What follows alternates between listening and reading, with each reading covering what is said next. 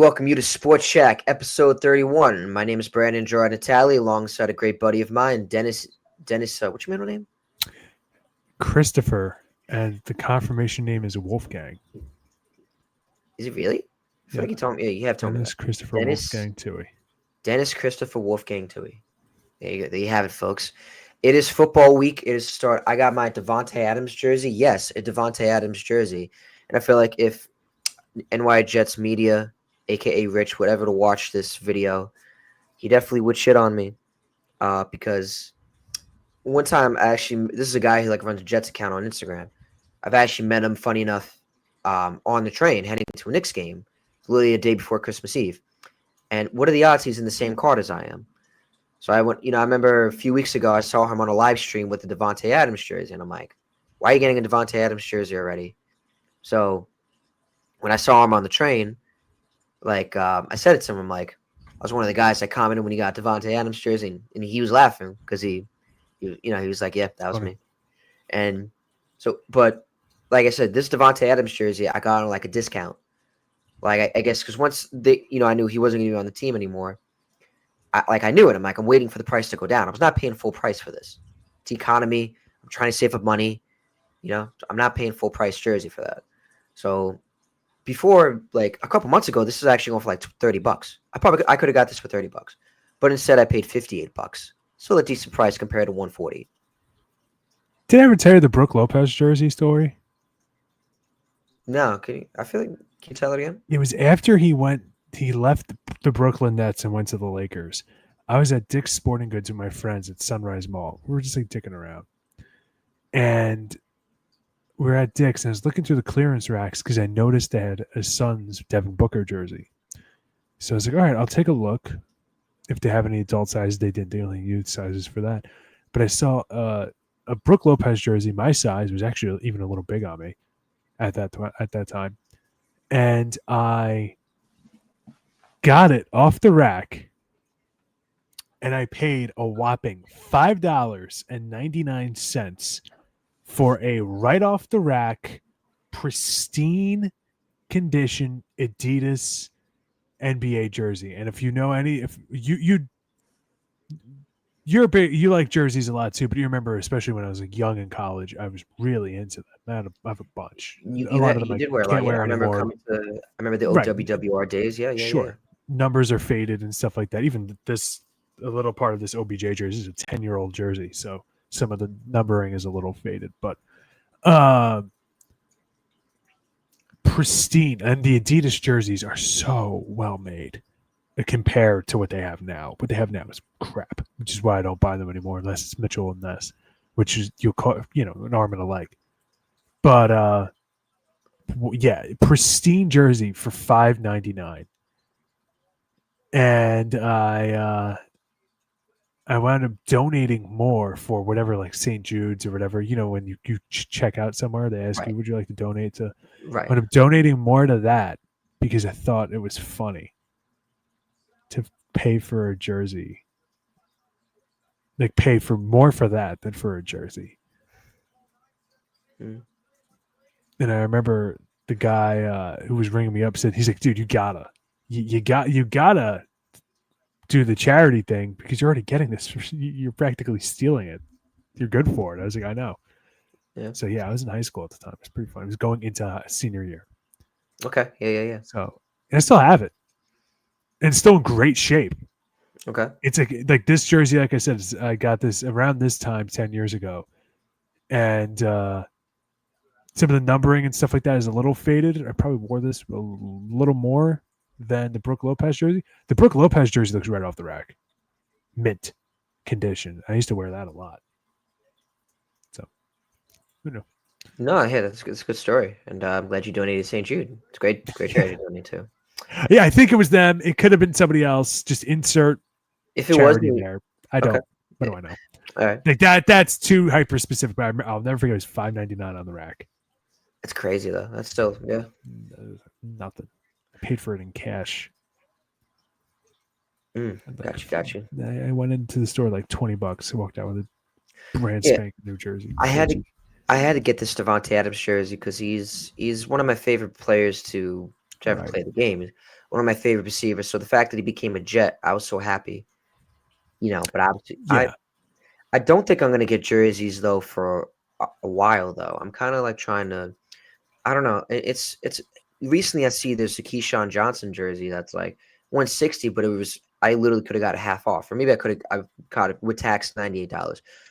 But did I need it? No. I already have a ton of Jet jerseys that I could, you know, I hate to say it on this, but could clothe the homeless.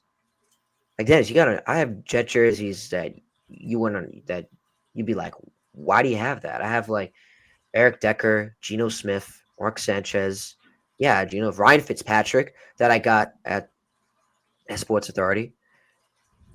Um, obviously I have Darrell Rivas, Brees Hall, Nick Mangold, Kevin Mawai, like the newer one. I actually had a Kevin Mawai jersey when I was a kid. Imagine that. Mhm. Like, 2000s kid that I was. So I just I don't want to get any more Jet jerseys. It's just, I don't know. Yeah, it's too expensive. It's too expensive. Yeah, And it's way like, too you know what it is? expensive. I already have enough. And like, I'm getting to the point now when I look at my jerseys and I see the Darrell Revis and I'm like, that's like when I want a Jet jersey, the first jersey to come to mind is that Darrell Revis because he's my favorite Jet of all time. So that's how I feel on that.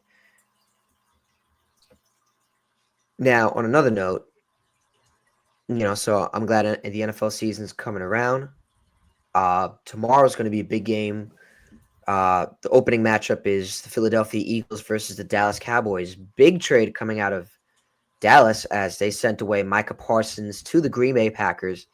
Crazy enough, the Green Bay Packers, the team who beat them in the playoffs not a couple years ago, and they have a history. It's not like this is a scrub team. Same Just a conference. no-name team. This is not like Dallas trading them to like the Jets or to like the Jaguars. This is like a premium, legendary, and historic rivalry like team that they have. So just shocked me. I like that they got 2 first-round picks. If I was Dallas, I would have commanded 3. Yeah, That's how good my definitely. This was a horrible trade for Dallas. even with Kenny Clark, I would have got at least another 3rd-round pick. Just Yeah. he's in his prime. It's only his 5th season. Come on. But maybe Dallas knows more than I know. What do I know? Yeah, and I get the argument for that is, well, they have to extend him. But my counter to that is you're not going to make a trade of this magnitude and let him walk in free agency. So you already have the money set aside, and money's coming off the books with the player or players they're giving up, right? At the time, we didn't know if it was only going to be one player or not. So to me, if I'm down, like, this is horrible. This is horrible. Like Jerry Jones is, I guess a good owner in the sport, a good ambassador for the sport, maybe, but a horrible front office. I mean, they're pathetic, Brandon. They're pathetic. It's come on, dude. Come on. Yeah, no, If they weren't the Cowboys and couldn't attract a bunch of free agents and kind of get guys to sign there and whatnot, and let's be honest, playing in Texas is a huge advantage in comparison to other big market teams, right? Taxing is different in Texas than it is in New York, than it is in a lot of basically every other team, California. Yeah. every other team in the Eastern region, right? And then of California, taxes are higher too, significantly higher. So Yeah. there's so many huge advantages to being there. And you're on the Dallas Cowboys, which is supposedly America's team. I disagree with that for a whole host of reasons, but supposedly America's team, you're guaranteed, even if your team is absolute dog water garbage like they have been over the last couple of years, you're guaranteed seemingly 1 billion primetime games. So if you're a player, a good position player or a good player in general, a name player, and you go to the Dallas Cowboys, well, that's more jerseys you're selling. That's more. It's the little things add up. So if they weren't a team like that can get the Amari Coopers, who, even if he didn't pan out, was still a name, and the other kind of stars or guys that are really good players, I honestly don't know where they would be. And a lot of it is the incompetence of the Commanders, the incompetence of my beloved New York Giants, that they've always been able to kind of hang around. A lot of, if you watch Cowboys games, a lot of help from referees.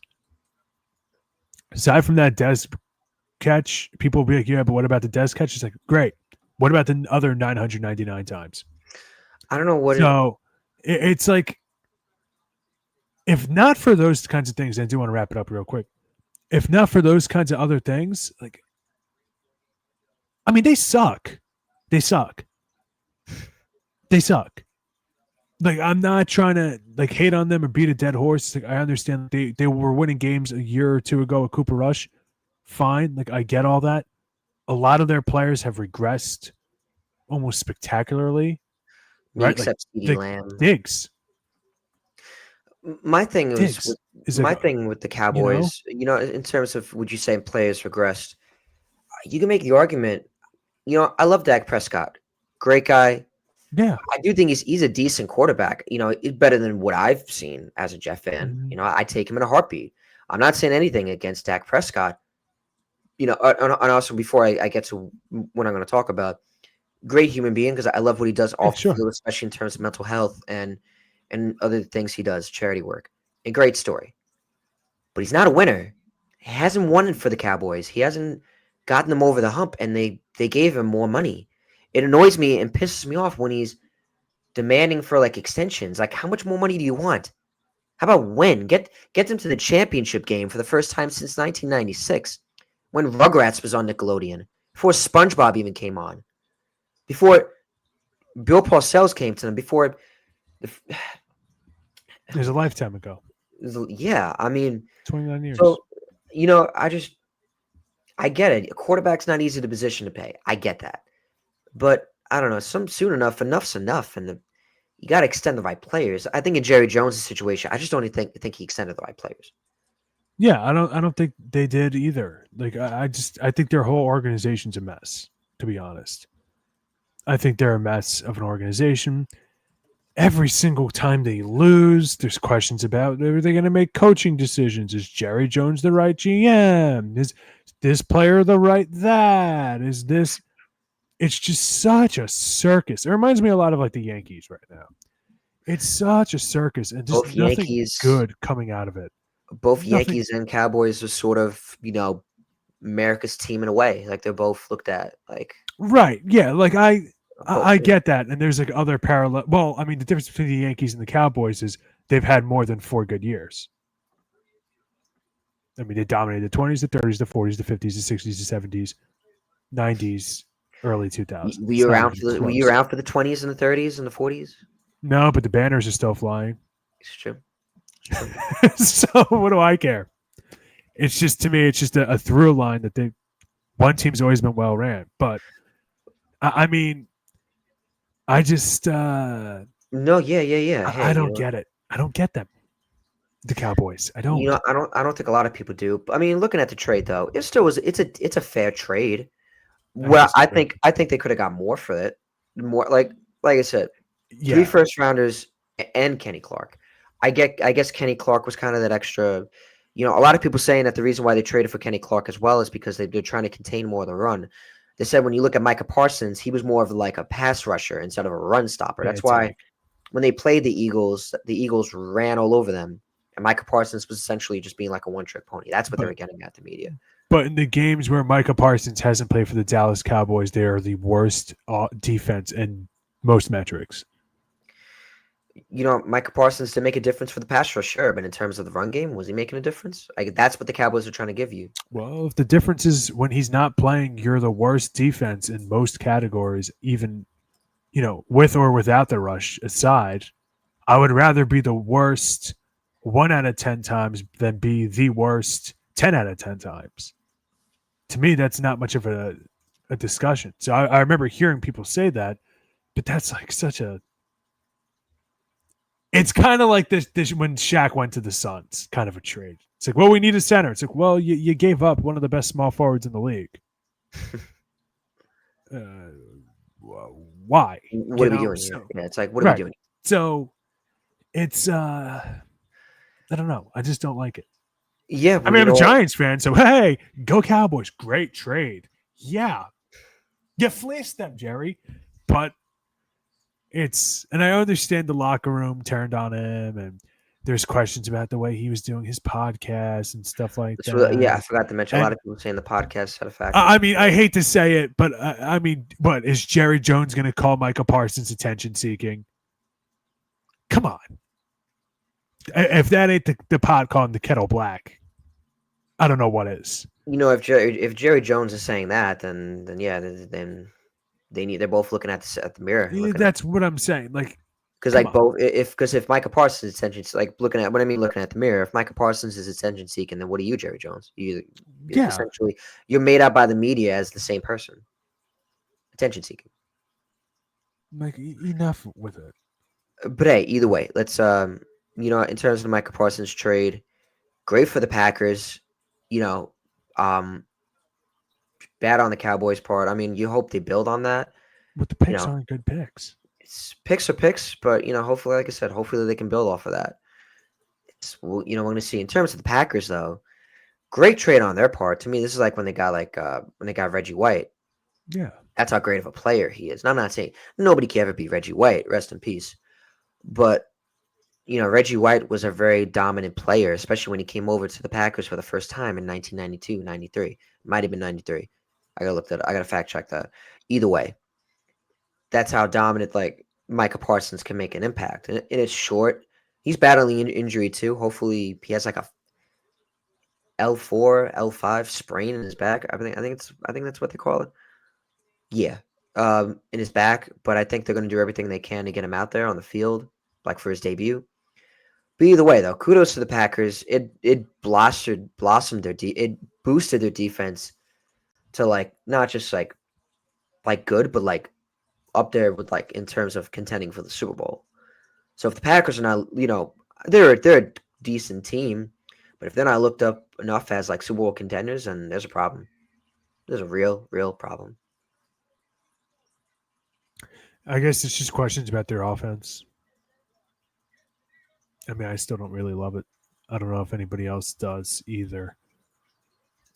I mean, how good is Jordan Love going to be? Those kinds of questions. Their weapons, their wide receiver core isn't really anything to write home about. I understand they drafted at least one rookie. They got him in the first round. His name is escaping me at the moment. Golden. Matthew Golden. But, and a few other guys here and there on their roster. I mean, I like Tucker Kraft a lot and some other players, but offensively, I think there are some questions there, which I don't think is exactly unfair to ask. Running back, Josh Jacobs, wide receiver, Romeo Dobbs, Matthew Golden, Malik Heath, Jaden Reed, Dontavian Wicks, Savion Williams. And then 4 tight ends, Ben Sims, Luke Musgrove, Kraft, John Fitzpatrick, and the other running backs, in case you wanted to know, Chris Brooks, Emmanuel Wilson.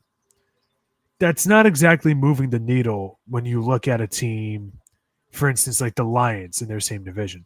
I don't even think that's moving the needle when you look at actually any of the other teams in their division. I think have all 3 of the other teams, the Bears included, and the Vikings, all have better weapons. So they're not a completely perfect team, but when you have a defense that good, I mean, that's certainly doesn't hurt. So we'll see, man. We'll see. But yeah, I mean, hey, we'll see what goes on and stuff. They're going to be, we'll see. I mean, hey, the Packers play the Lions. We're going to get into some news in the NFL and just excitement. In terms of week 1 opening night, I definitely want to talk about tomorrow's opening night matchup soon. But first off, we got to talk about NFL Redzone and how it's officially known that it is no longer going to be 7 hours of commercial-free football. It is now just in words of what Scott Hansen said, 7 hours of red zone football. I believe that's how he said it. yep. To me, this is an atrocity. This is a shock. This is astonishing. This is Dennis basically explaining my mood right there with the thumbs down, the Javier Baez thumbs down. This is as the avid football fan I am. This is very upsetting to me. I'm just curious. like this to me, it makes no sense because like Yeah, it does. how is it going to work? Like you can't just you're not just broadcasting one game, you're broadcasting all the games. So it's not like you can't just broadcast like the Jets and the Steelers and then go to commercial. Like you're broadcasting.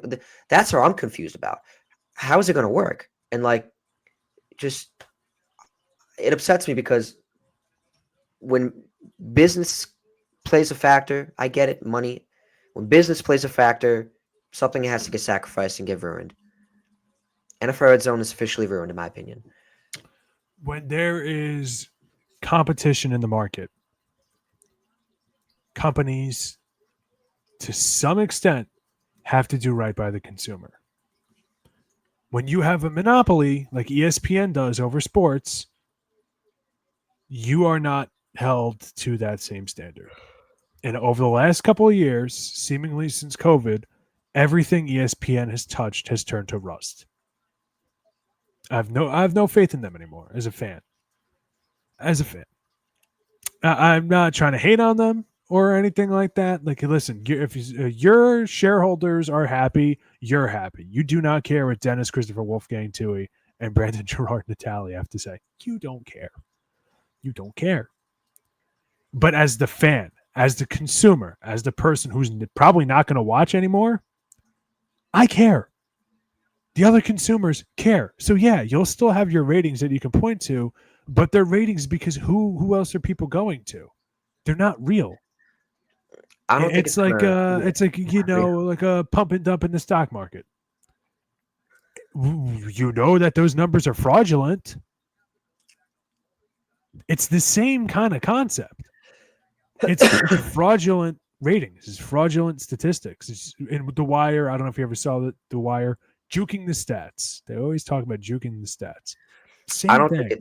I don't think it's gonna work. I'm telling you, I don't think it's like I wonder if people are going to be like me and say, like, I'm just not going to watch it now. Because during halftime of the Giants game, I turn off, their halftime analysis. Like I can, do without being screamed at by a bunch of sports guys in suits for at least once a week. Thank you. And I could watch Redzone and kind of get caught up on all the games anyway, right, without all the narrative stuff. Which is awesome. The whole point of Redzone is 7 hours of commercial-free football. It was the most that's the whole point of it. They literally ruined the whole purpose of it. It was the most consumer-friendly sports anything. And that's why it was the gold standard. That's why everybody loved it. That's why we had our guy Scott Hansen do our fantasy football. We did, we did. Lottery. I gotta look back.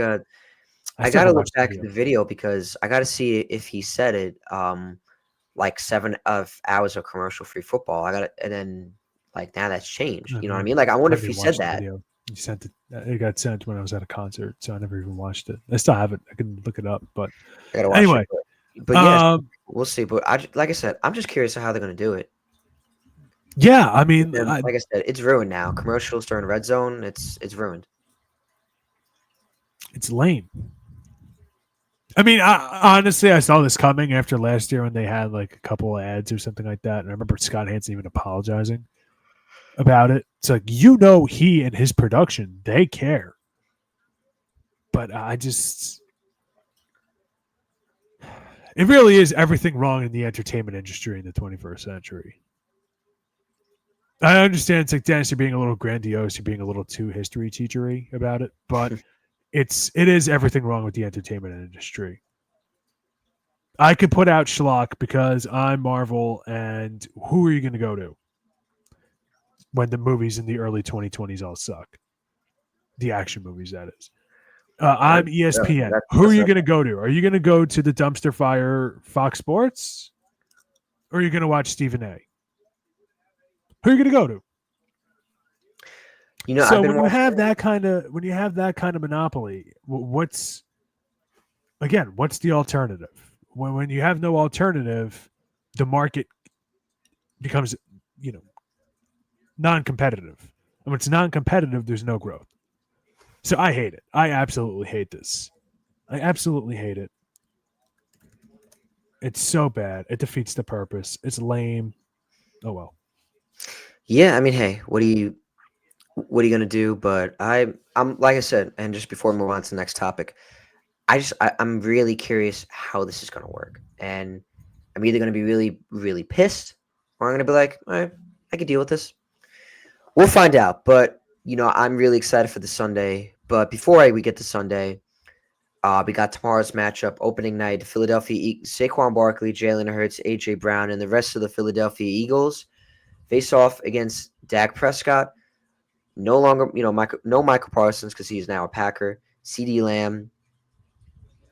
I'm trying to think of other players on the team, but those are the two players I keep thinking of right now. They don't even have Rico Dowdle, my guy. No, they don't have him either. No, but obviously they play Dak Prescott, CD Lamb, and the Jerry Jones Dallas Cowboys. I think Trayvon Diggs is still on that team, isn't he? I think he's still on the team. Yeah, he signed a big extension. So did Dewan Bland. He signed a big extension too. 4 years, $92 million. Congrats I'm really glad. Yeah, all the money you saved by not paying Micah Parsons, you could overpay all your other mediocre players. That's great. But hey, I'm excited for the matchup though. I took Saquon in my second league. I took him over Bijan. I know a lot of people. I really wanted Saquon, Dennis. I really wanted Saquon. He's fun to watch. He's fun to watch. And last time I had him during his rookie year, and he almost won me the championship. He almost won it. He should have, honestly. He should have won it for me, but I lost by 10 points.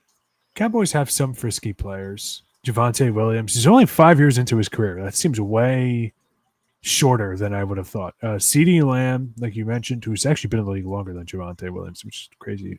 George Pickens, we'll see how he fits into this team.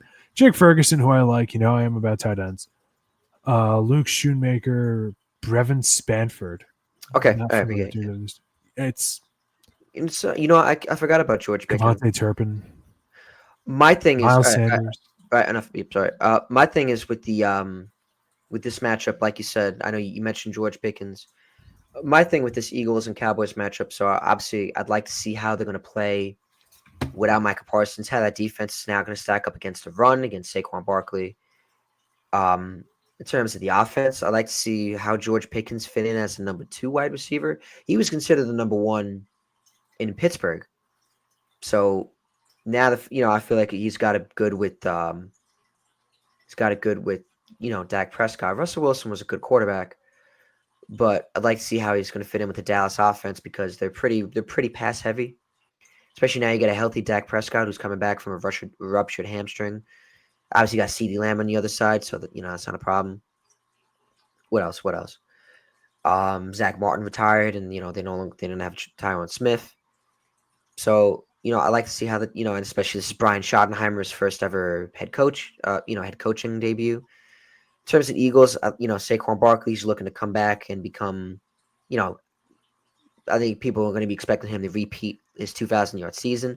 Probably not going to be the case, but he's looking to still prove why he still is elite and still is Saquon Barkley. And obviously, the Eagles hang their banner. They're not going to be out the field on that. I forgot why, but they said they want to focus on next year. But in terms of that, that's going to be, I'm sure the Eagles are looking to kind of repeat and go back to back. And so I think it's definitely a great matchup to open up the season. So, Dennis, what do you think? It's fun. I was just curious even though I don't gamble too much, what the spreads were. And it's 8.5 in favor of the Eagles. So, everybody's expecting this to be a complete blowout. Now, division rivalries, Super Bowl hangover, all those kinds of things can matter, obviously. And listen, I don't think the Dallas Cowboys on paper, they're not this team's going to be a complete scrub tank battalion, no. But I still think they could be competitive. However, I could also see the game getting out of hand very quickly against an Eagles team that looked almost unbeatable towards the end of last year. So, listen, I don't care. Any loss for the Cowboys is a win for me, even if it comes at the hands of the Eagles, the talons of the Eagles. I'm more than happy to see their team turn into a dumpster fire. Go ahead. All right. Go play with your toys, right? So, I'm excited for football. I am still, me, it's my holiday. Tomorrow is technically a holiday. I would get wings, but I'm actually trying to stay away from. I'm trying to actually diet watch. A little bit. What's that? Diet a little bit.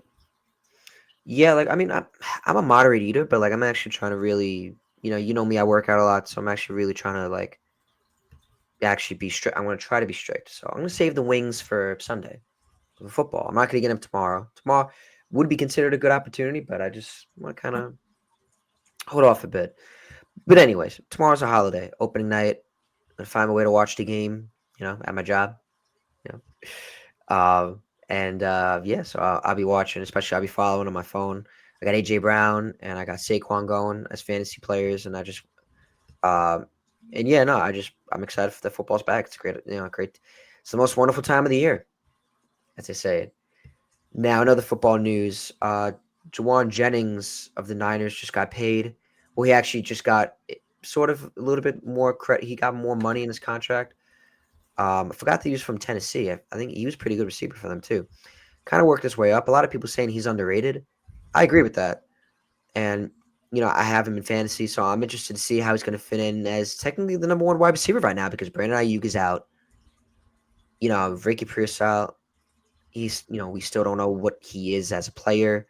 They don't have Deebo Samuel anymore, so he's technically in a wide receiver one. I think he's going to show out this year. He's definitely a sleeper that if anybody's didn't do their fantasy drafts yet, this is a good opportunity now. And yeah, so I think what the deal was, they added $3 million in playtime incentives to his contract. So instead of getting $7.5 million, he might get $10 million. So that's that. Okay. Yeah. Good wide receiver. We'll see what he's got. Any other matchups this week you looking forward to? Like, what teams are you looking at in the NFL?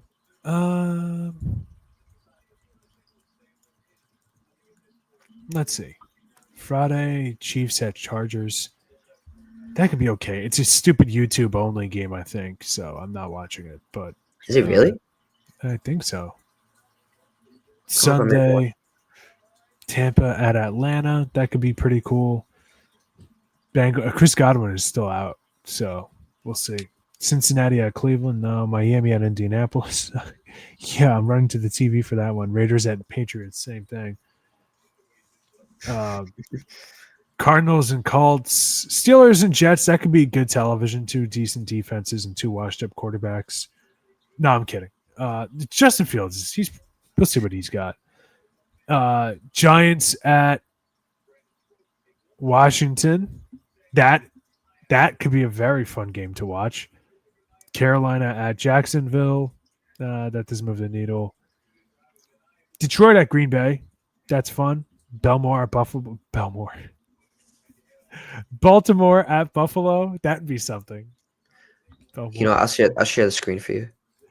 The Long Island kid. The Belmore kind of comes out. Yep, that help our viewers. It's a little wonky, but that's okay. Oh yeah, let me see if I can do it. Too. It's fine. Too late. Nope. Revert back. That's fine. So yeah, it's it's like every NFL week. There's some good games. There's some bad games. I'm just not going to watch Dolphins at Colts. Although sometimes when two teams are not that good and they're playing each other, it becomes oddly entertaining because if they're around the same skill level, it's just all hell breaks loose. So maybe I'm just being too harsh to the Colts, man, and the Dolphins. I think people in general are too harsh on the Dolphins, but that's for another day. Right. Like I don't know why McDaniel. I was like, oh, he's on the hot seat now. It's like, oh, guys, come on. Like, well, if you look at their stats over the last couple of years, like if you look at the stats of every other team whose quarterback goes out of his way to get concussed every game, I'm sure their stats aren't much better. So, but that's for week one. Do we want to talk about like maybe some division winners who we think could win their divisions?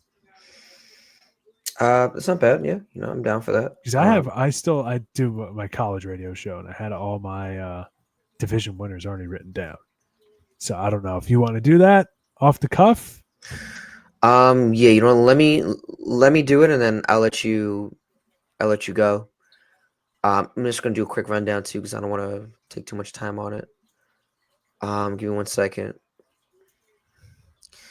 So in terms of the AFC East, I want to say the Jets, but it's probably not gonna happen for at least another 2 years. do it. Come on. You're wearing the jersey. No, come on. Have some fun. I have to say the Bills, as long as Josh Allen's in that division, he's, that AFC East is, not going to go anywhere. It's, each home playoff game is going to be at Ralph Wilson Stadium, but then obviously going to be the new stadium that they're going to have. In terms of the AFC North, this is tough because you got the Steelers, but Aaron Rodgers, Browns aren't going to do anything. The Bengals, and then the Ravens. So it was a tight division as people think. The Bengals, they got Joe Burrow. People keep forgetting about that. Like, don't sleep on Joe Burrow. Joe Burrow. No, I can't do it. Joe Shiesty. That's better. I'm gonna go with the Bengals. Give me the Bengals. Oh wow. Okay, so we were in agreement there. I disagreed on the Bengals. AFC East, but I agree with that. I don't know what you pick for the AFC East. We'll get to that in a bit. The AFC South. Texans. Yeah, I'm gonna go with the Texans. Catastrophically wrong. I wouldn't sleep on the Titans because I like Cam Ward a lot. He's a rookie. Like, I'm telling you, I wouldn't. I mean, they're a team that's it all going to depends on how the coaching and the rest of the roster is going to be doing. They're still kind of rebuilding. Brian Callahan is almost one and done. So I don't know where the ownership stands on him. I don't know where the team stands on him. But I think they got the answer to the quarterback position. I really like Cam Ward. So I'm excited to see how he plays this year. I mean, we'll see if he could either play like Caleb did or he could play like Jaden Daniels, where he was lights out of the gate. We'll find out about that. But in terms of the AFC South, I'm going to go with the Texans because they're more of a complete roster. Sorry, Daniel Jones. I'm not going with you guys. No, sorry, Colts. The AFC West, I'm gonna go with the Broncos. Okay, agreed with that. I'm gonna go with the Broncos. I like the Broncos this year. I think they finally got the answer to the quarterback in Bo Nix. They finally got the coaching. Who knew that Sean Payton trade was pretty good. This is probably, to me, the toughest division. It's definitely the toughest division. Toughest division in my opinion. And here's why. Well, hold on a second.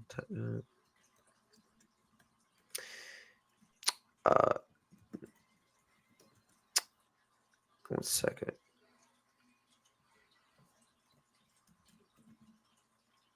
Okay, so the AFC West to me is the toughest division, and like I said, here's why. You got the Broncos, who, like I said, they got Bo Nix, who is now their franchise quarterback. Sean Payton, who's a phenomenal coach, Hall of Fame coach. They finally hit the hammer on the nail with the coaching after having Vic Fangio, Vance Joseph, Nathaniel Hackett. They finally hit it. The Raiders looking to be the next Broncos. The ownership is not there, but if they hired Pete Carroll, who's a great coach, he's known for bringing a great culture. They have a decent quarterback in Geno Smith, who worked under Pete Carroll. I like Pete Carroll. No, I like Geno Smith. You know me. I love Geno Smith. They got great weapons. They brought back Amari Cooper, we're going to see how he plays. They got Brock Bowers, Jacoby Myers, Ashton Genty, my RB1. And then obviously they got the Chiefs. You got Patrick Mahomes. I don't need to go into detail with that. We all know about the Chiefs. Reigning defending champs, newly engaged Taylor Swift into Travis Kelce. They got Patrick Mahomes. I don't need to explain anymore. Chargers, they got Ladd McConkey. They brought back Keenan Allen, and they got Trey Harris. And, I don't really think they lost a step, and Jim Harbaugh is proved to be their coach. So I like to see how they're going to play. And it's, like I said, that's why, to me, the AFC West is the toughest division this year. But I'm going to go with the Broncos because the defense is still there. They added pieces. They didn't lose any. And offense, they brought back Evan Ingram. They brought in Evan Ingram. And the team is more experienced than ever. So Broncos, to me, they're going to shock a lot of people this year. I'm really excited for that. Now, in terms of the NFC East, I like the Eagles this year, but I really like the Commanders as well. Now, I'll say it on here, and I wouldn't sleep on the Giants. I like their roster this year, and I really like Russell Wilson. I really do. People don't like him because he's corny and he's cringy, but you know what? He's a great guy, and he's still a great quarterback. I'd rather have that than what So, I know he's not gonna. He's doesn't bring that swagger or that, but he just brings him. He's himself. I think the difference this year with the Giants compared to other years is that they finally have like a good quarterback. They have good. They have 3 quarterbacks that if they were injured, one of them was injured, you threw them out there, they would still be fine. It's not a problem. So I wouldn't sleep on the Giants this year. I want to give the Giants that credit. And I know Christopher Muse would be really happy if I said that.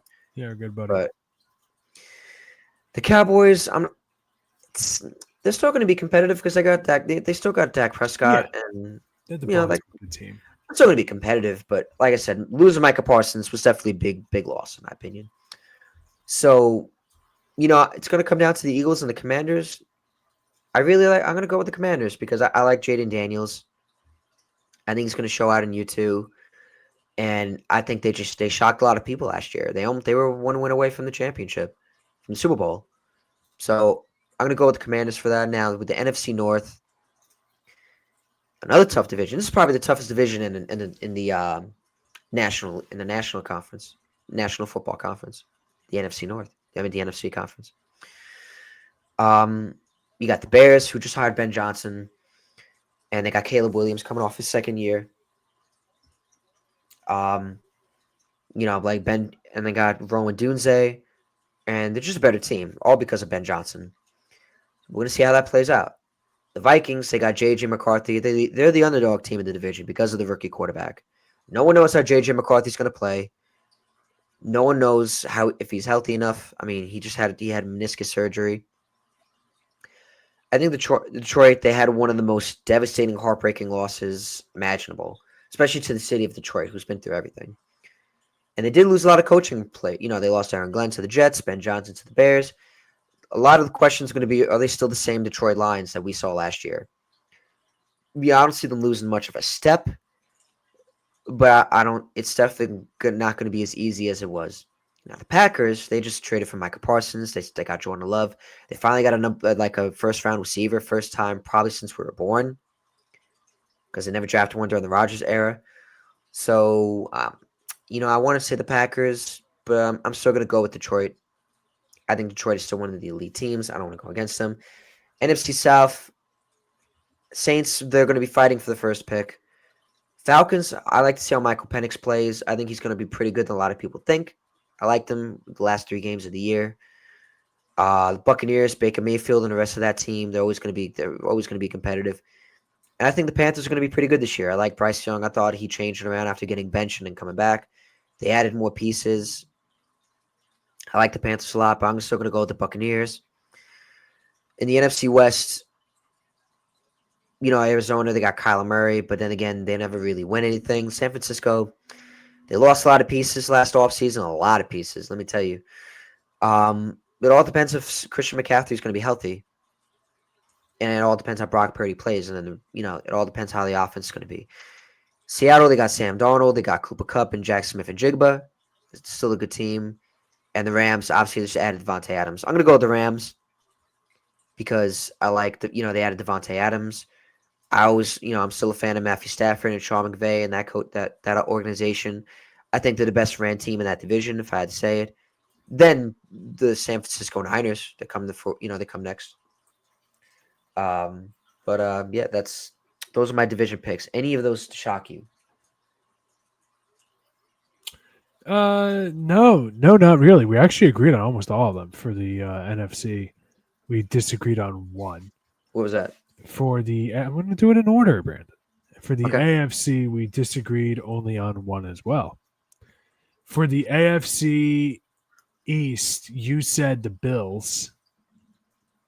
I went Patriots. Really? Why am I not shocked? I think Vrabel. It's not necessarily a bet on their players. It's not necessarily a bet on against the players of the Bills. It's a bet on Vrabel. I like Drake May a lot too. They have some decent defenders. The offense, I think it's pretty clear that they're without, some superstar players. They just cut Kenny Bourne too, which I'm kind of bummed out about, to be honest, because I really liked Kendrick Bourne and just felt like he got shafted by being on a bad team, Right. and never really got an opportunity to prove himself. I guess now they decided to cut him because a little old, whatever. But they have some guys on there that I still actually do like, that I think are a lot of guys that get overlooked, but They have Antonio Gibson, who in the past has shown that he could be a reliable backup running back or second, run back RB2 or something like that. They have their first round pick, Travion Henderson, out of Ohio State. They still have Ramondre Stevenson, who has a fumbling problem and isn't exactly the running back people first thought he'd be when he came into the league. But again, kind of similar to Antonio Gibson, you could do worse out of an RB2 or somebody who's kind of on the bubble of RB1 to RB2. That's fine. Wide receiver, they did bring in Stephon Diggs, older. That's fine, but he's still going to get a lot of attention. And I think that could be where Demario Douglas would flourish. An under the radar, kind of you could throw him in a slot, just a guy that always gets a lot of receptions and just move the chains. And I like their tight ends, Austin Hooper and Hunter Henry. Those are two really good tight ends. And the defense, I don't mind so much either. Always a tough place to play, Gillette Stadium. And like I said, I really like Vrabel and that coaching staff. So they have my pick. Maybe that is a little overthinking it. That's fine. The other thing with them is if the Bills, what happens if they start having injuries, right? I understand that that's being a little, that's kind of unfair. But if, let's say, Josh Allen has to miss 3 or 4 games, like, you're in a bad spot when you don't have, in my opinion, an elite coach and you have some other issues that need fixing. I understand that they brought in Joey Bosa. However, Joey Bosa playing, 6 out of 8 downs. Yeah, okay. When pigs fly, him and his brother both very injury prone. So if that's your biggest acquisition in the offseason, I could kind of, you know what I'm saying? Yeah. There's some question marks there. And offensively, James Cook is coming back. He looked really good last year. Still probably not among the elite of the elite running backs, but that's okay. You don't necessarily need that. They have Khalil Shakir. They have other wide receivers that I'm sure people like. Curtis Samuel has a good reputation. Elijah Moore is okay. But not exactly a lot of world beaters there outside of Cook and Allen. And then tight ends, you have Dalton Kincaid and Dawson Knox, who are actually pretty good. But I think the Patriots, I would not be surprised if they win the division. And then you had, for the AFC North, was your second team. I went Bengals as well. Older Derrick Henry on the Ravens. I think teams could be a little that team could maybe take a step back. I understand he sucked last year, so it may not be a big difference. It may actually be a boon that this happened, but no more Justin Tucker kicking for them. Tyler Loop. So that might change things a little bit. For years, it was a guaranteed within the 45-yard line. The Ravens had to play, help me out here, 30 plus another 5, a 35-yard offense between just their own 20 to the opposing 45-yard line, that they'll take the 3 points. Maybe that changes their approach a little bit as rookie place kicker. My guy, Tyler Loop here, rookie out of Arizona, might need some time to kind of adjust. Who knows? But so that's like a big loss for them. However, their offense didn't really gain too much to my knowledge. A full year of DeAndre Hopkins, okay, fine. That's something that looks nice. But 33 years old, they barely used him last year when they had him. Zay Flowers is okay. Rashad Bateman is okay. That's really it for the wide receivers. Mark Andrews is still there, fine. Isaiah Likely, I would not be surprised if Likely starts getting more minutes than Mark Andrews between you and me. Derrick Henry and Justice Hill could be okay together. And you have, obviously, Lamar Jackson. Defensively, their team is always really stout. But I just like the Bengals. I just think this is the Bengals' year. The only thing that holds the Bengals back every year is starting off slowly, as their team always gets hot later on. And their schedule to start off the year is actually pretty favorable. They're at Cleveland, versus Jacksonville, at Minnesota, at Denver, at Detroit. I could see a world where they go 3-2 over that schedule, maybe even 4-1 over that schedule. And I could also see a world in which Minnesota might be a little better than I'm giving them credit for, and they go 2-3 over that stretch as well. Make no mistake about it. But I kind of like those first 5 games for them, and then the last 6 games Oh, are actually pretty favorable as well. we You don't have need to get we don't need to get right, to not um that detailed, but I like the Bengals in short. So I'm happy that we're in agreement there. Texans, yeah. Broncos, same thing as you said. I liked all that. NFC East Commanders over Eagles. I think it's going to be a tight race, but I have the Commanders. They've shown for last sure. year and the year before that they could play the Eagles well. So if it comes down to a tiebreaker, I would defer to the Commanders. I went Packers over Lions. I was surprised that you didn't go Packers. If this was before the Micah Parsons trade, I likely would have said Lions because it's just so close to begin with. They're basically deadlocked all of last year, and their matchups against each other kind of showed that. But I'm going Packers here. Losing 2 pivotal coordinators for the Lions, I'm curious how that's going to rear its head. And the Commanders, they have Micah Parsons. Now the Lions can hopefully have a full year of Aiden Hutchinson, but I would have to say I'm thinking of going Packers here. NFC South Buccaneers.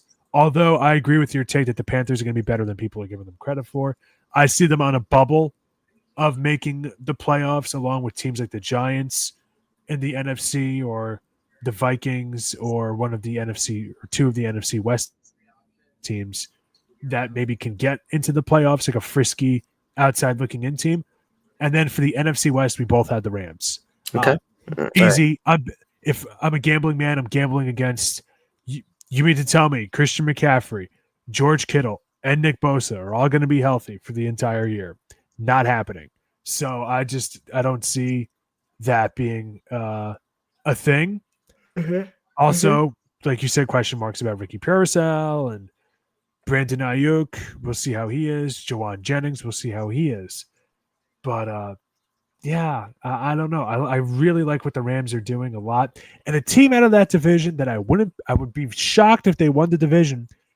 I wouldn't be shocked if they made the playoffs. Cardinals ended this year off very good last year, kind of similar to the Panthers. They both ended the year off very good last year, and yeah, I'm excited. I'm excited because a lot of these divisions, it seems like it's a lot more open than it had been in the past. All So right, I'm yeah, happy. we'll see. You know what? Let's dive into football quick. Um, no, baseball. Let's dive into baseball. Before we go. I was gonna say, how much farther do we got to dive? I mean, we don't have to go too in depth with the baseball if we don't want to. My Yankees lost 8-7. Total bummer. Yeah, I agree. Um, just give me 1 second. Kind of.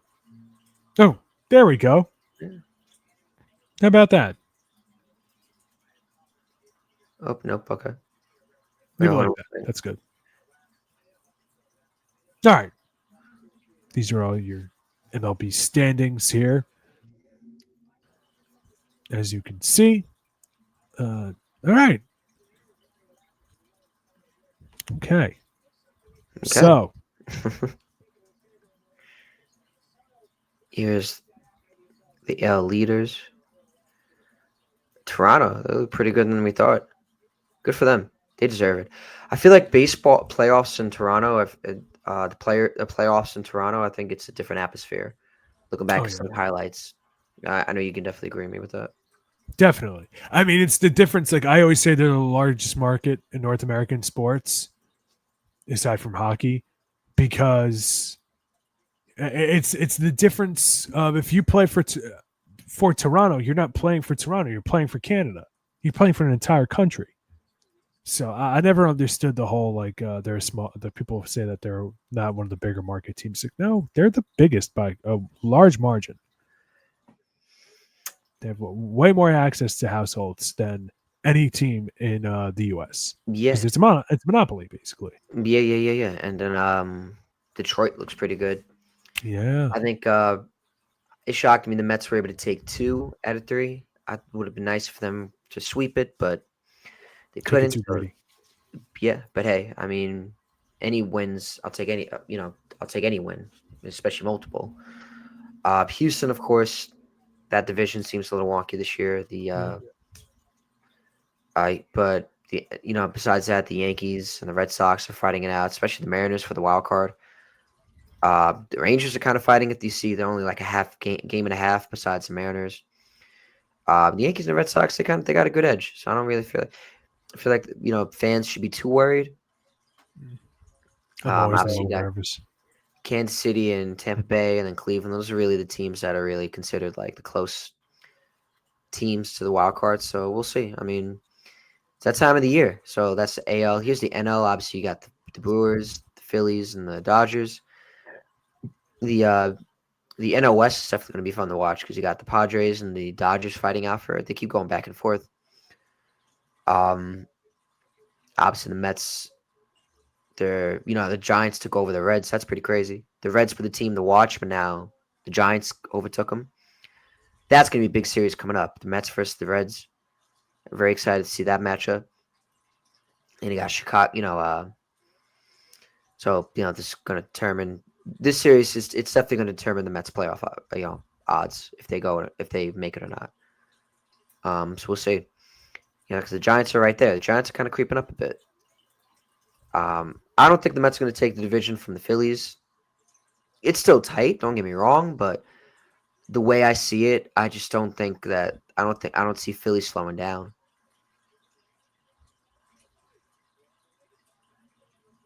It's possible.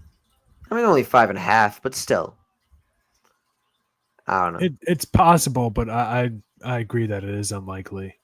The Mets had to kind of handle business against the Marlins to make it closer, and that didn't happen. They they handled business against the Phillies. They swept them at home. Right. But I mean, you could have had a lot of. I'm sorry. Continue. No, I keep going. You could have had a lot of momentum if you took care of business against the Marlins there.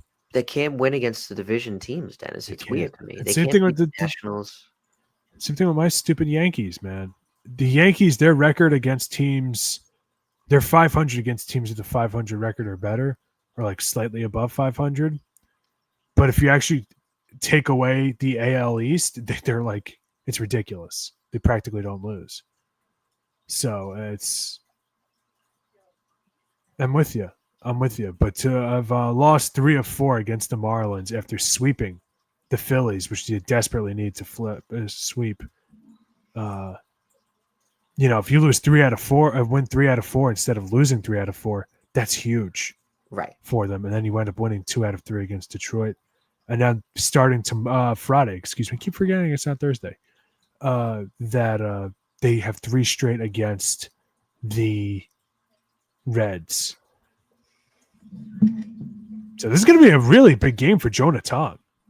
Saturday against Brady Singer, who's kind of a Jekyll and Hyde player. You never really know what you're going to get out of Brady Singer, but has shown in the past that he can be a pretty tough out, Right.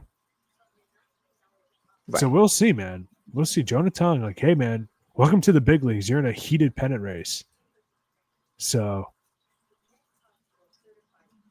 actually, Brady Singer's last game, he went off. 6 innings pitched, 5 hits, 3 earned runs, 8 strikeouts. Whew. That's for a sinker ball pitcher, too. Good luck to your Mets. Thank you, Dennis. I appreciate it. And is there anything else you want to say before we wrap up? Yeah, why didn't you wish good luck to my Yankees? No, I'm kidding. Why would I? I wish. Wow. I wish good karma for the Yankees. Friends like that. I wish you wish good karma on me, so I gotta wish good karma on you and your team. Thank you. I wish the Yankees the best of luck. Thanks. I'll tell them you said that. Thank you. Thanks to everybody who's watching this episode of Sports Shack. My name is Brandon Gerard Natali, along with Dennis Christopher Wolfgang Tui. You got it, everybody, and I hope everybody has a great start to the football season. Jets, Jets. Good luck to the Giants, and yeah, jet up.